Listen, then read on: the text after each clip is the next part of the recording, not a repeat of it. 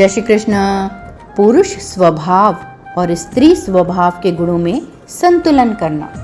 योगानंद जी कहते हैं कि ऐसा प्रतीत होता है कि पुरुष और स्त्री के बीच सदा स्पर्धा रही है, परंतु वे समान हैं, कोई भी श्रेष्ठतर नहीं है। इस जीवन में आप जो भी हैं, आपको उस पर गर्व होना चाहिए।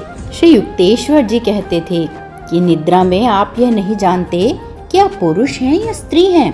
जिस प्रकार स्त्री का रूप धारण कर लेने से कोई पुरुष स्त्री नहीं बन जाता, उसी प्रकार आत्मा स्त्री और पुरुष दोनों का रूप धारण कर लेने पर भी अपरिवर्तित ही रहती है।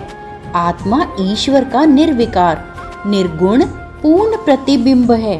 स्वयं को पुरुष या स्त्री होने की चेतना तक ही सीमित नहीं रखना चाहिए।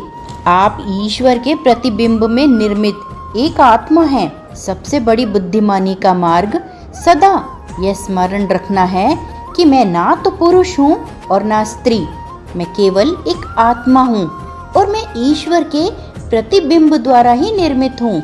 तब आप दोनों प्रवृत्तियों की सीमाकारी चेतना से स्वयं को छुटकारा दिला सकेंगे। आप अपने सर्वोच्च संभावित दिव्य क्षमता का अनुभव करेंगे, चाहे आपने एक पुरुष का शरीर धारण किया है या एक स्त्री का। ईश्वर अनंत ज्ञान तथा अनंत भावना दोनों ही है। जब उन्होंने स्वयं को सृष्टि में प्रकट किया तो ईश्वर ने अपने ज्ञान को पिता का रूप दिया और अपनी भावना को माता का रूप दिया। प्रत्येक पिता और माता ईश्वर के पितृत्व ज्ञान और मातृत्व कोमलता दोनों की संभावित क्षमताओं से संपन्न हैं। उन्हें इन संपन्नताओं को परिपूर्ण बनाना है। दिव्य पुरुष पितृवत और मातृवत दोनों गुणों का स्वयं में विकास करता है। पुरुष तर्क देता है कि स्त्री भावुक होती है और तर्क बुद्धि से सोच नहीं सकती, और स्त्री शिकायत करती है कि पुरुष में भावुकता नहीं होती, परंतु दोनों ही गलत हैं। स्त्री भी तर्क कर सकती है, परंतु उसके स्वभाव में भावुकता प्रधान होती है, और पुरुष भावनात्मक भी हो सकता है, परंतु उसमें तर्क शक्ति की प्रधानता होती है। ईश्वर ने पुरुष और स्त्री में कुछ विशिष्टता रखने के लिए ही ये शारीरिक और मानसिक अंतर उत्पन्न किए हैं। उनमें आदर्श आध्यात्मिक मिलन का अर्थ यह था कि पुरुष में छिपी हुई भावना को बाहर लाया जाए और स्त्री में छिपे हुए तर्क का विकास किया जाए। परिपूर्ण तर्क और भावना के पवित्र दिव्य गुणों का विकास करने से एक दूसरे का सहयोग करना ही उनका अभिप्राय था। प्रत्येक स्त्री एवं पुरुष को मैत्री और समझ के द्वारा एक दूसरे से शिक्षा लेते हुए संतुलन की ओर बढ़ने का प्रयास करना चाहिए।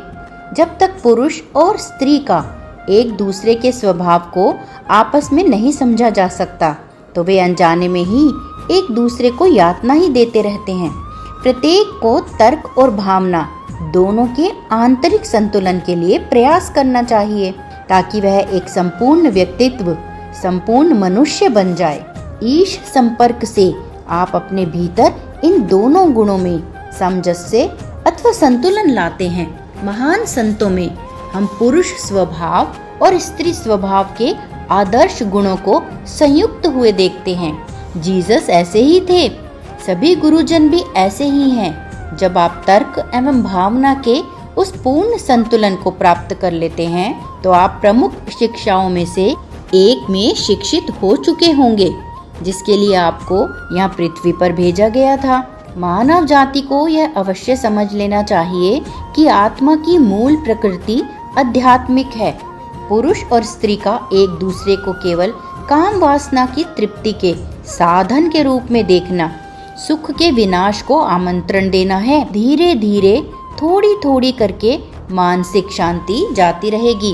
पुरुष को स्त्री में ईश्वर को देखने का प्रयास करना चाहिए तथा उसे उसकी आध्यात्मिक प्रकृति का अनुभव करने में सहायता करनी चाहिए। उसे स्त्री को ऐसा महसूस कराना चाहिए कि वह स्त्री उसके साथ मात्र उसकी कामुकता की भूख मिटाने के लिए नहीं है, बल्कि एक साथी के रूप में है, जिसका वह ईश्वर की अभिव्यक्ति के रूप में सम्मान एवं आदर करता है। और स्त्री को भी पुरुष को इसी भाव से देखना चाहिए। जब पुरुष और स्त्री एक दूसरे से सच्चाई एवं पवित्रता से प्रेम करते हैं तो उनके बीच शरीर, मन और आत्मा का पूर्ण सामंजस्य होता है।